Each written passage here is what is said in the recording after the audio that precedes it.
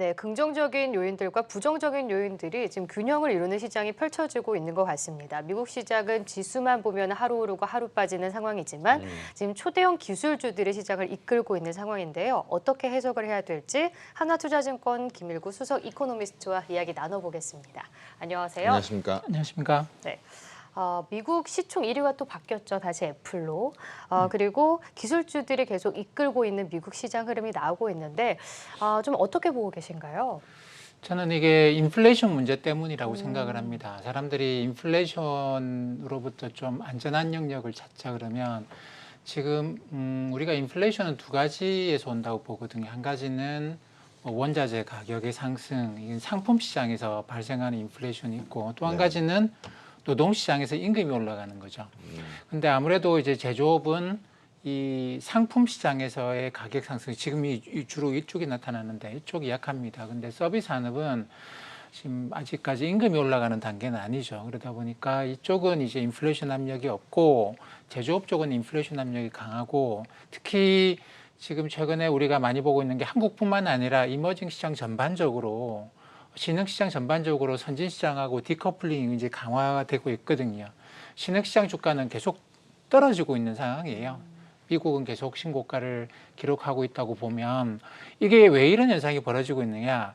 이 신흥국은 일반적으로 제조업, 지금 가격이 올라가고 있는 상품 시장에서 인플레이션으로부터 직접적으로 이제 타격을 입고 있는 산업들이 대부분 다 포진돼 있고 우리나라도 제조업이 많습니다만 근데 이제 미국 시장에서는 나스닥 중심으로 우리가 알고 있는 애플이니 구글이니 전부 다 뭔가에 상품이 들어가고 원자재가 들어가는 그런 기업들이 아니잖아요. 서비스 기업들이다 보니까 이쪽 기업들로 사람들이 몰려들고 그래서 미국 시장 내에서도 올해 연초 이후로 보면 지금 다우존스 지수가 한 18% 정도 올랐는데 나스닥은 한 26% 정도 올랐거든요. 어제도 비슷한 흐름이었는데 이게 이제 다우존스 나스닥의 어떤 그 괴리, 그다음에 신흥시장과 선진시장 사이의 디커플링, 그다음에 상품 시장에서 인플레이션과 서비스 시장에서 임금의 안정, 이 모든 것들이 다 똑같은 이야기가 아닌가 생각을 합니다.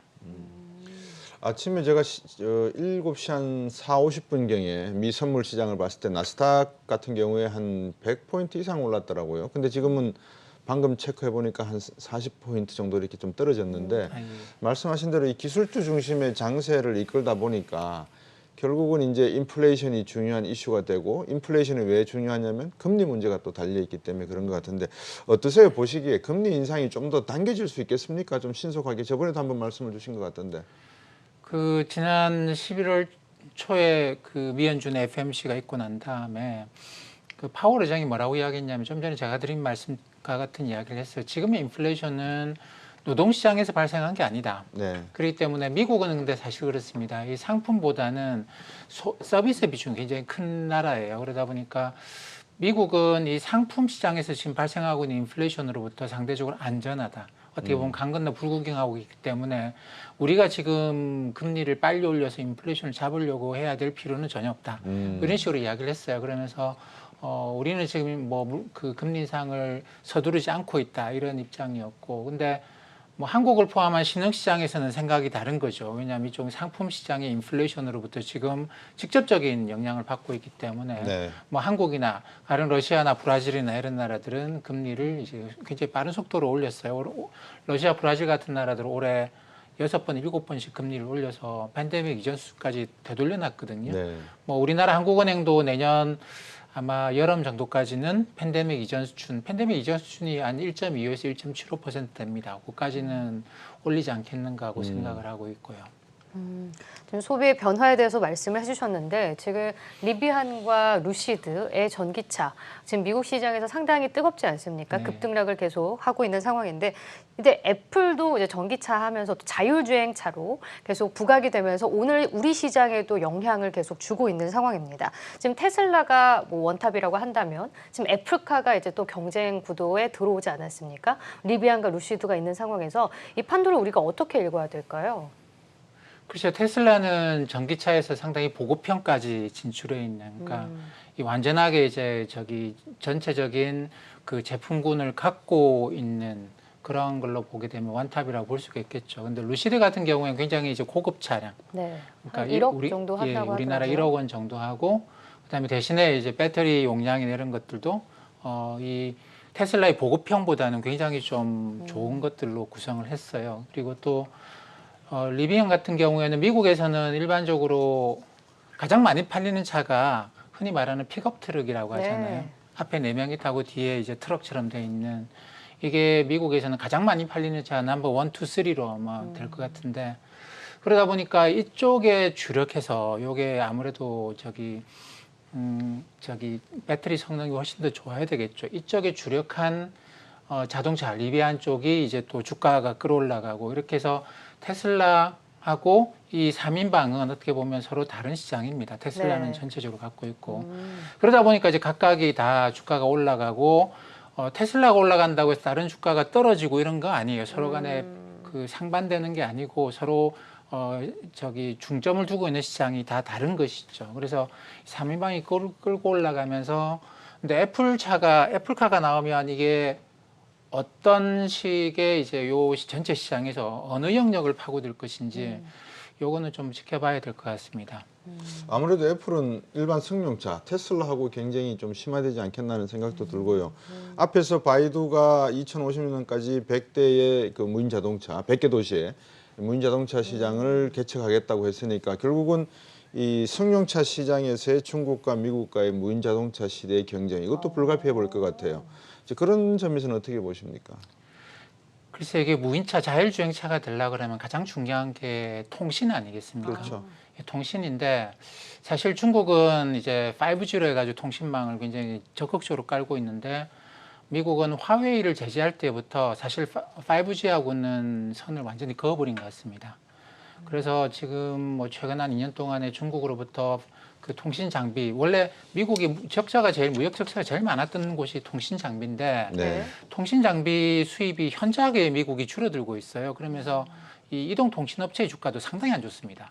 상당히 안 좋고 그동안에 통신 장비 퀄컴 이런 쪽도 주가가 별로 안 좋은데 미국은 5G를 건너뛰는 것 같아요.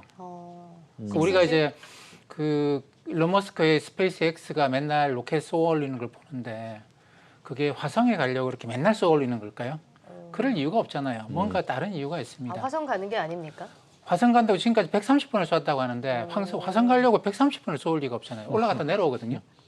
올라갔다 내려갔다 하는데 이게 달 가는 거고 화성에 사람을 보내려고 하는 그런 게 아니에요. 뭘까요, 지금 올라갔다 내려갔다 하면서 하는 게 뭐냐면 저궤도에다가 통신위성을 쫙쫙 깔고 있습니다. 그 스페이스X가 지금까지 깔아놓은 위성이 한 1,800개 정도 된다고 하는데 그렇죠. 이 우주 공간에 지금 있는 통신위성이 한 3,300개 정도가 된다고 해요. 50% 수준. 예, 절반 이상을 깔았는데 이게 뭐 하는 거냐면 그 스타링크라고 해가지고 이게 우주 인터넷을 구현하는 거죠. 선 깔아서 5G를 하는 게 아니고 인공위성으로부터 이게 6G라고 하는 개념으로도 이야기하는데 그쪽으로 가고 있는 것 같아요. 그러다 보니까 이 미국도 중국도 자율주행차 쪽으로 굉장히 치고 나오고 있습니다만 네. 서로 간의 생각은 좀 많이 다른 것 같아요. 이쪽은 중국 쪽은 이제 5G는 사실 그 평면적이거든요. 네. 좌표가 XY 좌표가 찍히겠죠. 근데 이 인공위성의 통신위성의 좌표를 보내면 XY G 좌표 3차원상에서 뭔가를 구현하겠다. 그래서 이렇게 되면 이거는 흔히 말하는 드론까지 같이 넘어가는 것이죠. 그래서 미국하고 중국은 미국이 중국의 화웨이를 제재하면서부터 이 통신이나 자율주행 쪽에 생각을 다르게 가져가고 있는 것 같습니다. 힐러리가 예전에 이야기했던 거를 지금 상기해 보시면 어떨까 해요. 방금 우리 김일구 센터장께서 상무님께서 중요한 말씀을 주셨는데 이 내비게이션 시스템을 갖고 있는 게 중국의 바이두거든요. 그러니까 미국의 GPS 시스템 같은. 그러니까 이게 완전한 어떤 뭐라 그럴까 몇 센치 이내의 오차 범위 내에 들어가야지만 자율주행이 가능하지 자동차 사고라고 하는 게 정말 몇 센치가 차이로 나는 거잖아요. 또 드론 시장의 개척 문제도 말씀을 주신 것 같아요. 그런 점에서 상당히 좀 시청자 여러분들도 주의 깊게 보셨으면 하는 생각이네요. 네. 그리고 골드만삭스 CEO가 주식시장은 두려움보다 이제 탐욕이 많은 시장이다라는 말을 하지 않았습니까? 관련해서 지금 미국 시장은 계속 뭐 사상 최고치를 경신을 하고 있고 그런데 이제 지수가 조금 많이 오르지 않았나 이제 과열 구간이 아닌가라는 측면도 지금 나오고 있는 것 같아요. 이에 대해서는 어떻게 보고 계신가요? 미국 내에서도 지금 뭐 JP 모건 같은 경우에는 괜찮다, 뭐 이렇게 가도 그렇죠. 되고 미연준이 금리 인상 서두를 필요 없다, 뭐 이런 예. 식인데 골드만삭스는 최근에 생각을 바꿨습니다. 연준이 지금 저러고 있지만 내년 초 되면 말을 바꿀 것이다. 그리고 3분기가 되면 금리 인상을 할 수밖에 없는 상황에 갈 것이다. 뭐 이렇게 본다고 한다면 지금 주식시장에서 게임은 좀 위험하다. 이건 뭐 마지막 게임일 수 있다.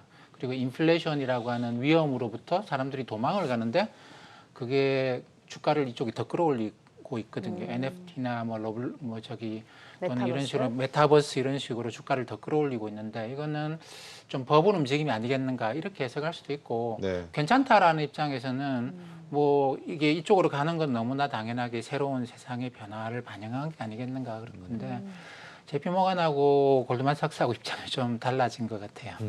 원래 JP 모건이 좀 부정적이고 골드만삭스가 낙관적으로 시장을 바라보는데 이번엔 뒤바뀌었네요. 그리고 말씀 듣고 보니까. 네, 골드만삭스가 예전에 비해서는 굉장히 많이 바뀌어 버렸습니다. 어. 그 지난 2008년 금융위기 이후로 그 전까지만 하더라도 굉장히 공격적이었고 사실 특히나 뭐 원유 가격이나 원자재 시장 굉장히 공격적인 전망하면서 돈도 굉장히 많이 벌었거든요. 근데 이런 이제 이런 데서 너무 공격적으로 전망을 하면서 시장을 버블로 만들었다라는 반성 때문에 네. 골드만삭스는 그 이후에 굉장히 큰 변화를 겪었어요. 그래서 네. 지금은 옛날에 골드만삭스가 아니고 그 은행 성격이 굉장히 강화돼 있어서 상당히 좀 보수적인 그런 곳인 것 같습니다.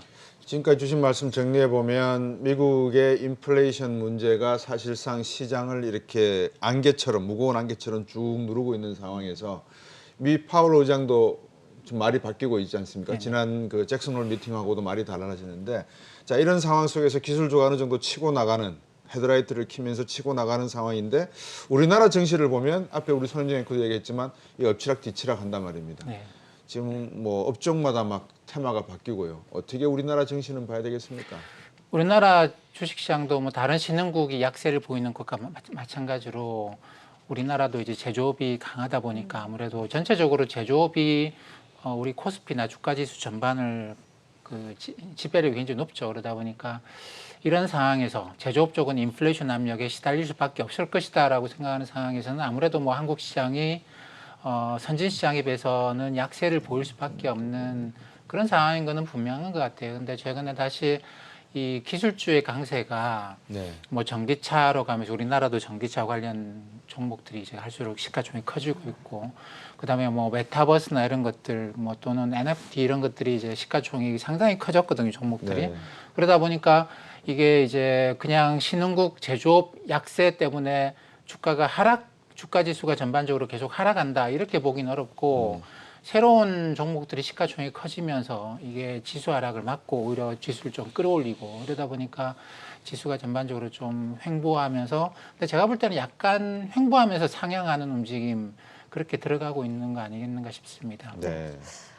그래서 최근 국내 시장 보더라도 이제 메타버스, NFT 쪽으로 확실히 쏠려 있다라는 생각을 많이 하게 되는데 미국 시장에서도 로블록스가 실제로 실적이 잘 나왔고 메타버스 대표주로서 상당히 잘 가고 있습니다. 그런데 우리나라랑 조금 다른 점이 있다면 엔비디아가 이제 메타버스 관련주와 함께 묶이면서 이제 반도체가 필요할 거다라는 전망성이 상당히 잘 가잖아요. 네. 근데 우리 시장에서는 아직까지는 비메모리 반도체가 두각을 나타내거나 그런 부분은 없는 것 같아요. 정말 그야말로 테마 장세로만 가고 있는 건데 어떻게 해석을 해야 되고 우리가 어떻게 전략을 짜야 되는지 궁금해요.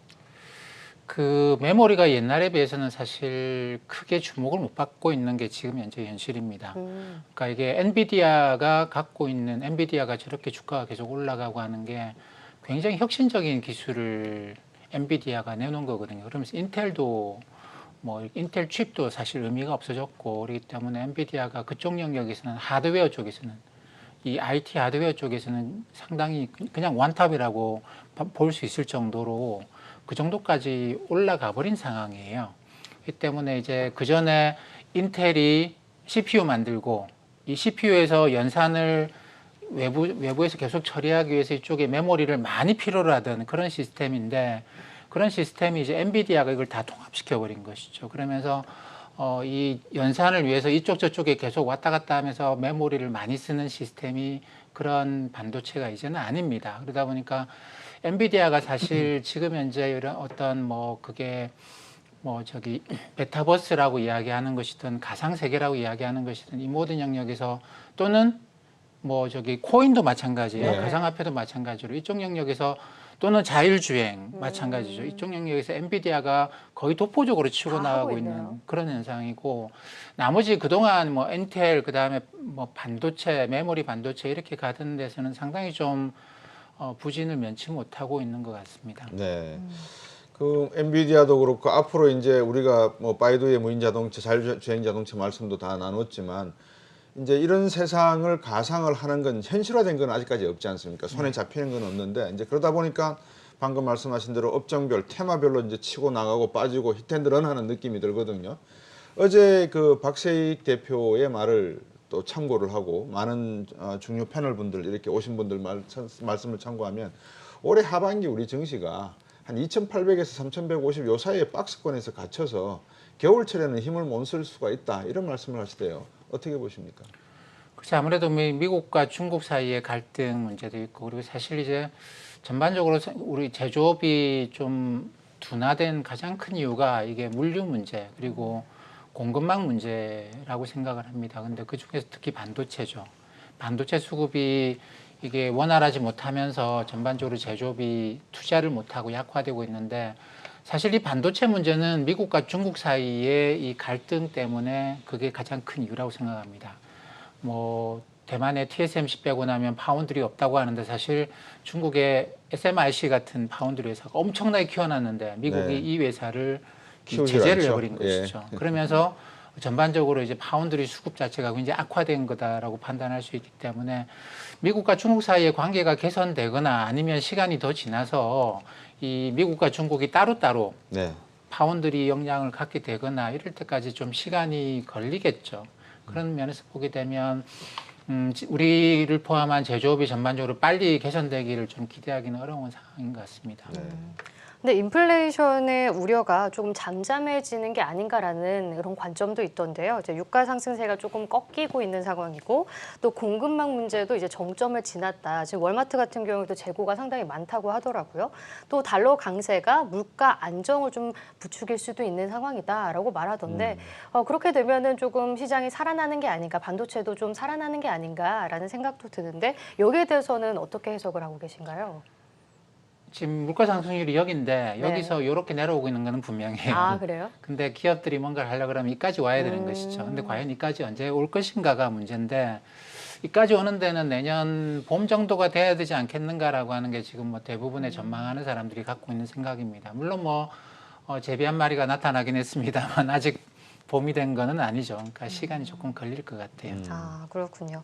그렇다면 지금 연말 박스권 장세가 이제 펼쳐질 수도 있다라는 말씀을 해주셨는데 그러면 눈여겨봐야 하는 전략도 궁금합니다. 지금 그냥 관망을 하고 현금화하는 전략이 중요한 건지 아니면 박스권에서 조정을 받을 때 괜찮은 종목들을 매수해야 되는 건지 아니면 코스닥 종목 이렇게 테마별로 움직일 때 빠르게 트레이딩으로 접근을 해야 되는 건지 궁금한데요. 어떻게 보고 계신가요? 그러니까 메타버스나 이런 건 사실상 그냥 꿈 같은 이야기였는데 로블록스가 실적을 내면서 이게 꿈이 아니고 지금 현실의 문제가 됐어요. 그렇기 때문에 단순하게 그냥 일과성 테마로 지나간다고 보기는 좀 어려운. 그러니까 이게 이제 새로운 영역을 만들겠죠. 그다음에 NFT나 이런 것들이 가상 세계가 또 하나의 이제 뭐 흐름을 만들어가고 있는 것만은 분명합니다. 그렇기 때문에 너무 외면하지 않으시는 게 좋지 않겠는가 생각을 하고 있고 그리고 네. 우리나라는 아무래도 제조업 쪽이 전반적으로 강하면 지수가 밀고 올라가는 힘이 굉장히 강해요.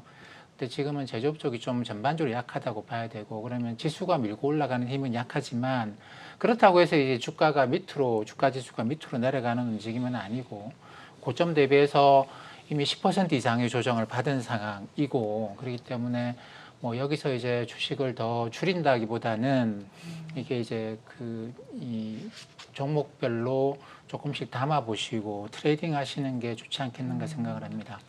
앞에서 저희들이 이제 엔비디아 이야기를 하면서 엔비디아가 지금의 마치 인텔의 중앙 CPU 장치처럼 향후 가상 세계에서는 상당히 중요한 역할을 할 거다 이런 말씀을 주셨는데 어떻습니까? 지금 이런 전반적인 기술적인 내용들을 다 차치하고 금리하고 인플레이션만 또 뚝 따로 떼서만 놓고 보면 결국은 아까 말씀하신 요 금리 상황이 물가가 올라간 상황이 상당히 안정되지 않으면 실질 금리가 아직도 마이너스 금리이기 때문에 기업 측 입장에서는 투자할 여력이 좀 더 있다 이렇게 해석하는 부분도 계시더라고요.